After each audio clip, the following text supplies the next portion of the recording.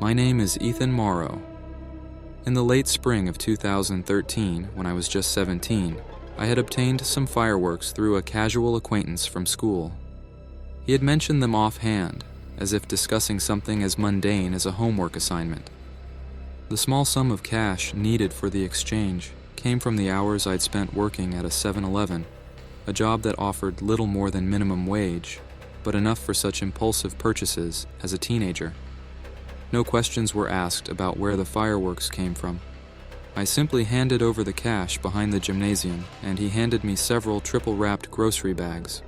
The transaction was swift and carried out with a complete lack of formalities. That evening, myself and two of my friends, Nick and Ryan Miller, a pair of brothers I'd met several years ago in middle school, drove to the outskirts of North Highlands, an area of Sacramento where the city's vibrancy seemed to dissolve into the shadows of neglect. It was a place marked by empty lots and buildings that had long ago given up hope of renewal. At the time, it seemed like an ideal location for our first experience with explosives. We found a clearing near a row of abandoned houses, their windows boarded up, the structures themselves leaning into decay. The silence was punctuated only by the distant hum of traffic about a half-mile from our secluded spot. As we unpacked the fireworks, each piece was wrapped in layers of newspaper, the text smudged and indecipherable, adding a layer of mystery to what we were about to do. The fireworks themselves were a mix of rockets, Roman candles, M80s, and a few larger mortars that promised a display of light and sound far beyond the mundane sparklers we had known as kids. Nick claimed to have experience with these kinds of fireworks, a boast that at the moment seemed to lend us a false sense of security.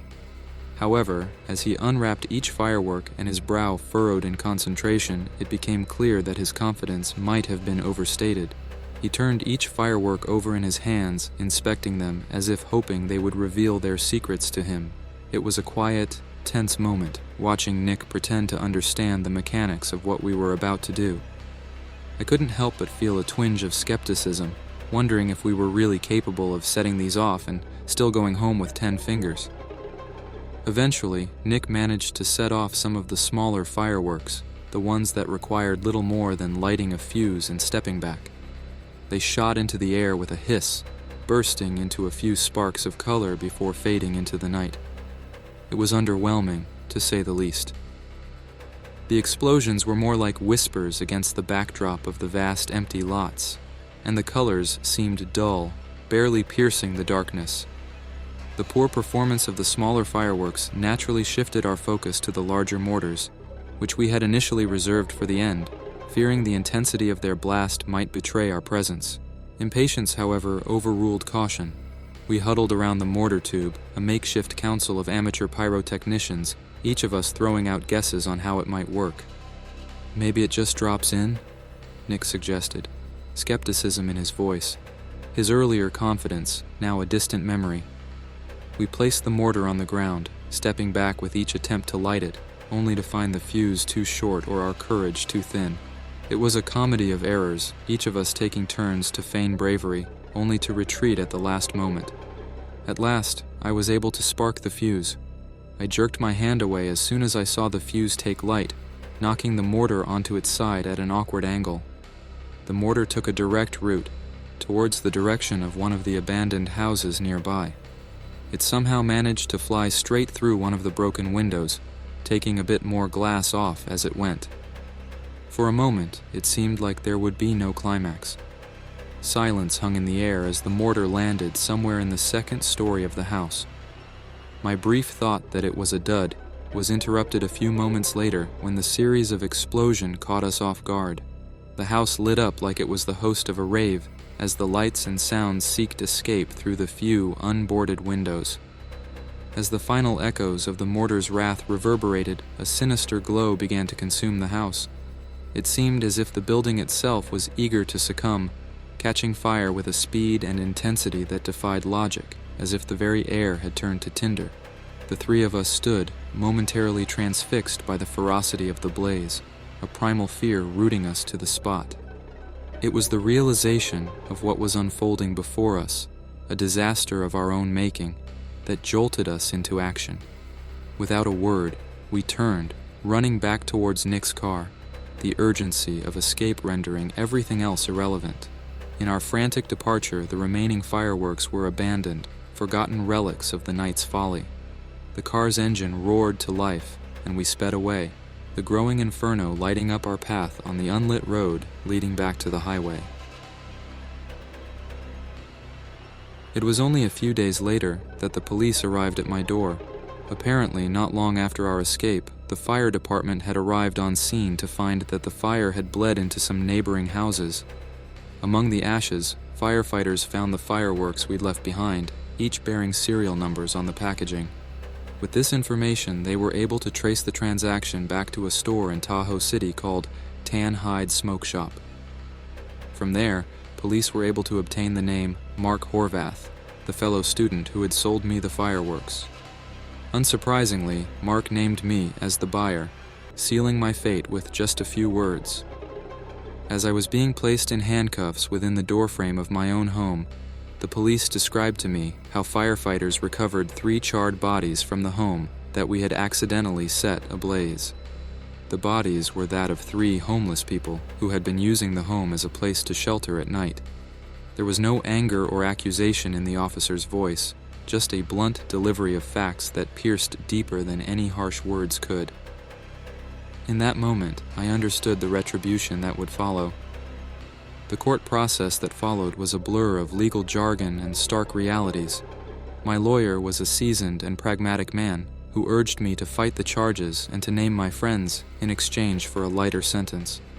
The thought of reducing my sentence at their expense felt like a betrayal of my own conscience.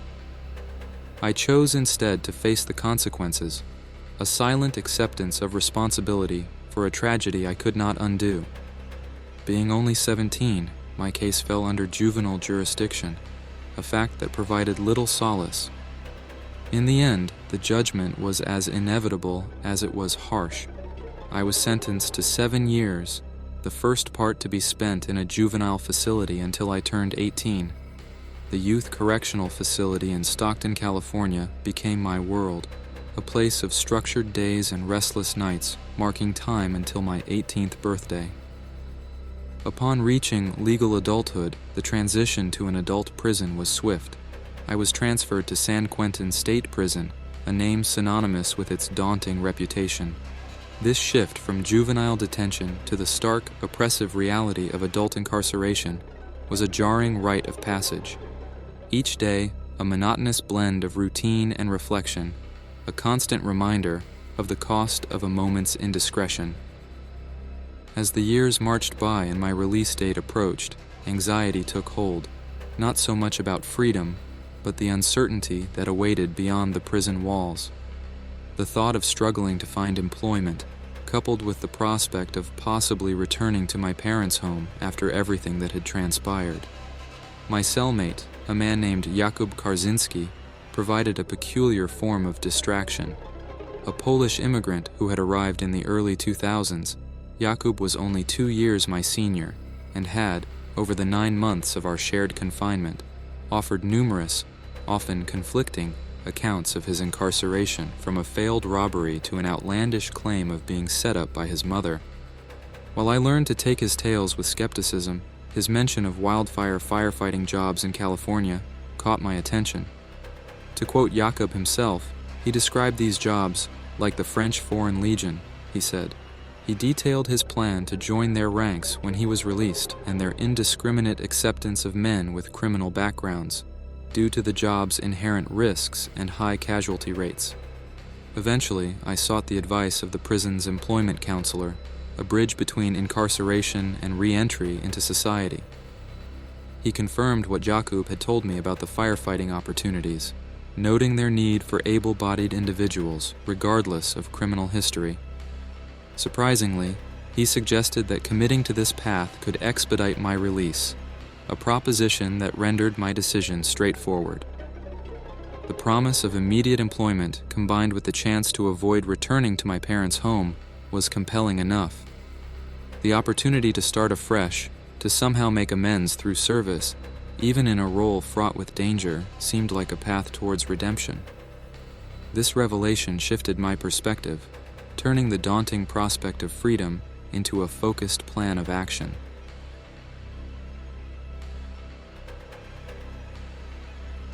By August of 2018, my initiation into the ranks of the California Department of Forestry and Fire Protection was complete, and I found myself stationed in Placerville in El Dorado County, where wildfires were not mere possibilities but certainties, their occurrence as regular as the seasons. The land, parched and waiting, seemed to hunger for flame, and it was here, amidst the towering trees and dry underbrush, that I found myself.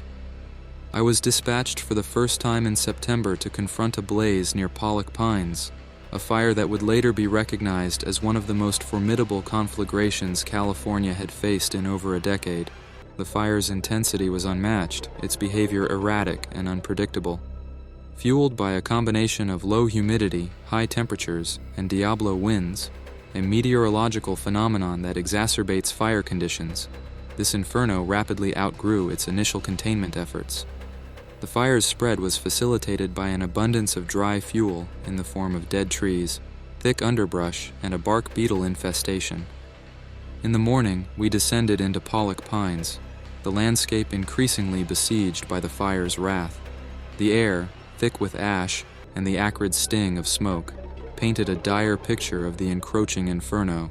Our company was split into trios, tasked with the Herculean effort of carving containment lines through what now seemed less like forest and more like fuel for the unrestrained appetite of the blaze. I found myself paired with Jamie Conway and Parker McKenna, whose tenure in the profession spanned decades. Their careers in firefighting were as distinguished as their military service, both having served as Marines during the initial invasion of Iraq in 2003. In the brief period I had been shadowing them since my training concluded, their openness and willingness to mentor me had been unexpected. They told me many tales of the mistakes that previous firefighters had made on the job, most of the time costing them their lives. These stories did not, however, seem like cautionary tales, nor something to scare or motivate me. They were told more matter of fact, like the weatherman reading a forecast. They seemed to let me interpret these stories however I wished. The tales often involved what Jamie and Parker termed glory firefighters, a moniker reserved for those who ventured into wildland firefighting without the grounding experiences of military service or a firefighting background, and also without the blemishes of a criminal record. These were individuals drawn to the fire lines not by necessity or a call to service, but rather an ill-conceived notion of adventure or the allure of heroism. According to them, this naivety was not just a personal folly, but a liability, a risk magnified by the capricious and often merciless nature of wildfires. They described how these glory firefighters thrived in controlled simulations, only to seize up in the chaos of a real wildfire. Separated from the disciplined order of military service and firefighting, or the desperate survival of those with a criminal record, they faltered. In the face of the fires, the mere option to do something, anything other than what they were currently faced with, became too tempting. I began to sense that Jamie and Parker viewed my criminal past not as a liability, but as a sort of twisted reassurance. To them, it was a mark of commitment, proof that I was devoid of any alternatives, not here merely to prove my mettle. One particular story that stood out was the account of Taylor Rigsby, a firefighter who started with the company back in 2015.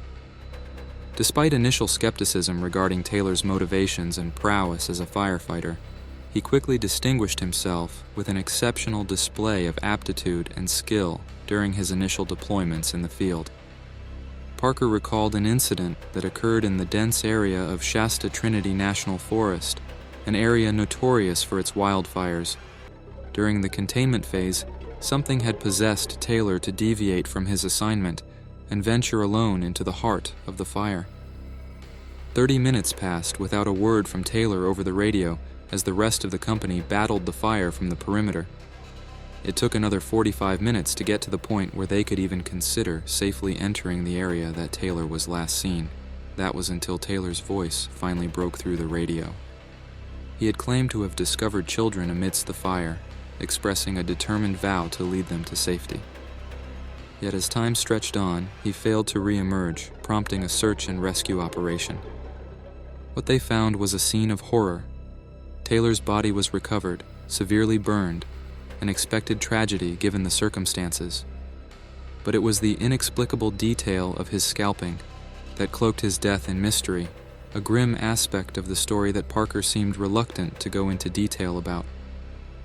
Despite my failed online search attempts to corroborate this rather unbelievable part of the story, I couldn't help but believe that Parker was not lying when he told me this. By 10 a.m., despite having reviewed our strategies exhaustively before our departure, we found ourselves once more congregated around a rudimentary table upon which maps of the surrounding territory were sprawled, marking the encroaching fire's current extent. These maps bore symbols denoting the assigned sectors for each trio of firefighters, a silent testament to the scale of our operation. I was allotted a particularly daunting area, known locally as Whispering Canyon. Nestled between the steep inclines of two mountains, this canyon was infamous for its dense forests, with vast stretches of towering pines and thick underbrush. Our assigned task focused around trying to carve fire breaks at the forest edge, a preemptive barrier against the fire's advance towards another untouched expanse of wilderness. The endeavor demanded we strip the land of its natural armor, removing brush, trees, and any vegetative fuel in the fire's path, crafting voids in the greenery where none had been. It was a task of deliberate destruction, creating swathes of barren earth to starve the flames, a calculated sacrifice to preserve the greater whole. The trek to the precipice of Whispering Canyon was about a 1.5-mile hike that took us over half an hour. Upon arrival, we conducted a brief radio check on our designated broadcast channels. With a mutual understanding, we dispersed, each claiming a 1/4 mile of frontage as our own battleground against the encroaching flames. I began to clear the underbrush at the forest's edge, an act that felt almost futile, a mere gesture against the towering inferno that loomed ominously a mere half-mile away. The absence of wind was a small mercy, holding the blaze at bay, allowing us some time to fortify our defenses. With my back to the approaching fire, I initiated a series of controlled burns, wielding the drip torch with deliberate precision. Each patch of vegetation I set alight was intended to deprive the larger blaze of its potential fuel, a countermeasure as strategic as it was dangerous. As the flames from my torch devoured the underbrush, small movements in the depths of the forest caught my eye. This provided me with some relief. The thought that perhaps another crew was already at work inside the forest's edge, engaging in their own preparations. After 30 minutes of clearing vegetation, weariness set in as I climbed a small rise. The ground underfoot was a mix of dirt and charred remains, evidence of our desperate efforts. At the hill's crest, Jamie and Parker's figures vanished into the haze. After a few minutes of clearing this new territory, the wind's sudden change caught me off guard, quick and cold, stirring the air. It carried the fire towards me, a sudden, hungry advance, quickly eating up the area that we had just finished clearing so diligently. Embers flew chaotically, some catching on my gear, their brief heat a warning of the encroaching blaze. I was left with but for one option, to retreat into the forest that we were meant to protect. Under the canopy of the forest, the world dimmed, cooler, but no less dangerous. I scanned frantically, hoping to spot Jamie or Parker or any of the crew that I thought I had seen through the tree line earlier. I tried the radio, but only static replied, confirming my temporary isolation. I adjusted my course south-southeast, aiming to intersect the route we had taken earlier, hoping to cross paths with Jamie, Parker, or any member of our company. The forest seemed to disorient my sense of direction, requiring me to consult my compass every few dozen yards, as if the trees themselves were subtly altering my course. Eventually, I emerged into a clearing, a space where the canopy still reigned overhead, but the underbrush had been meticulously cleared. At first glance, it bore the marks of human touch, perhaps a temporary campsite prepared by one of our own. Yet, as I ventured closer, the truth of what laid here became clear, and any notion of familiarity vanished. Before me, in 2 solemn rows, lay empty graves, each marked by sticks crudely fashioned into tall crosses that reached hip height. I halted, my heart pounding, the forest's silence now a pressing weight upon my senses. Cautiously, I moved forward, each step measured, my eyes scanning the clearing for any sign of life, any indication that I was not alone with these silent sentinels. The earth around each grave was meticulously tended, the arrangement too orderly to be anything but recent work. Intrigued and apprehensive, I felt a compulsion to inspect the graves closer, to understand the intentions behind their preparation. Yet I found myself restrained by both time and a lack of courage. Ahead, the path seemed to swallow light, a stark contrast to the forest behind me, which flickered ominously with the encroaching glow of the wildfire. I committed the location to memory, despite the futility of doing so without any real sense of my bearings in this unfamiliar expanse. Venturing deeper into the forest, my certainty waned with each step that I would reunite with anyone from my company. My mind replayed the tales Jamie and Parker had shared, of firefighters who had succumbed not to flames, but to their own faltering spirits, immobilized by fear or seized by panic. Reflecting on their words, I couldn't help but fear a similar fate befalling me. By all accounts, I should have emerged at the forest edge by now, close to our point of departure. Yet, when I consulted my compass, it mockingly confirmed I had veered off to the north. I cursed myself for neglecting to monitor my course, lost in my own thoughts. The sole consolation in this moment of disorientation was the realization that I had outpaced the fire a bit. Its visible threat had vanished, leaving behind only the haunting scent of smoke as a reminder of the peril laying just beyond my sight. In the dimming light beneath the trees, I strained to recall the maps we'd scrutinized during our debrief, the contours and landmarks now blurred in my mind. Jamie had been the custodian of our sole map, its details now frustratingly out of reach. I attempted to reconstruct my whereabouts, considering the unintended detours my steps had taken. Stagnation was not an option. Movement was necessary. Thus I set my bearing due south, a direction chosen with the hope of correcting my course. For 15 unyielding minutes, I pushed on through the dense underbrush, this time with a vigilant eye on my compass, ensuring it never slipped back into my pocket. Just as I considered pausing to gather the fraying edges of my composure, the forest abruptly opened up, revealing a vast clearing. My progress halted, primal instinct taking over as I absorbed the sight before me. The clearing unveiled itself as a theater of the surreal. Children, no more than 9 years of age, moved with an eerie sense of purpose. I found myself retreating, seeking concealment behind a tree. My gaze was drawn to the complex array of ropes and pulleys the children had rigged at the base of the trees. They worked in unison, seemingly oblivious or undeterred by the slowly approaching fire, which was now visible in the distance. Some of them wore what looked like scalps placed loosely on their heads. I stood rooted in disbelief, time stretched, warping as I struggled to comprehend the scene. It was only when my gaze shifted upwards that a visceral fear gripped me. Suspended 30 yards above, bound to the trunks of the trees, were firefighters. Some appeared alive, others not. I could make out the figures of Jamie and Parker in one of the trees that stood farthest from my position. I watched the children, with unsettling efficiency, maneuver more of my colleagues into the canopy, individuals easily 3 to 4 times their own weight. The mechanical advantage provided by the pulleys and the intricacy of their setup belied their innocent appearance. Every instinct screamed for me to step forward, to use the axe I carried, to cut them down from their arboreal prison.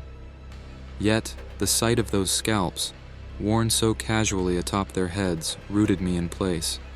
Fear, thick and palpable, coursed through me, a visceral response to the incomprehensible scene before my eyes. I stood as a mere spectator for several more minutes, barely daring to breathe before I finally felt the wall of fire approaching our position. I knew it was time for me to decide if I was going to intervene or go the rest of my life, pretending I had not seen what was right before me in this moment. Driven by neither reason nor bravery, I stepped into the clearing. I had meant to announce myself as I entered, but my voice caught in my throat as I saw just how many children there were. They seemed to notice me right away, but curiously, most of them did not stop their work. Only a few ceased their labor, turning their gazes towards me, giving me a sense of quiet acknowledgement, almost as if they were expecting me, almost as if they accepted me. Clutching my axe, a surge of anger overtook me as I witnessed the children unflinchingly continue their task, hoisting my fallen friends towards the sky as if offering them to the encroaching flames. Their indifference to my presence shifted as I liberated my axe from its restraint and approached one of the trees, where a firefighter, already succumbed, was suspended. A singular, decisive swing severed the rope, and his body descended with a definitive thud to the ground.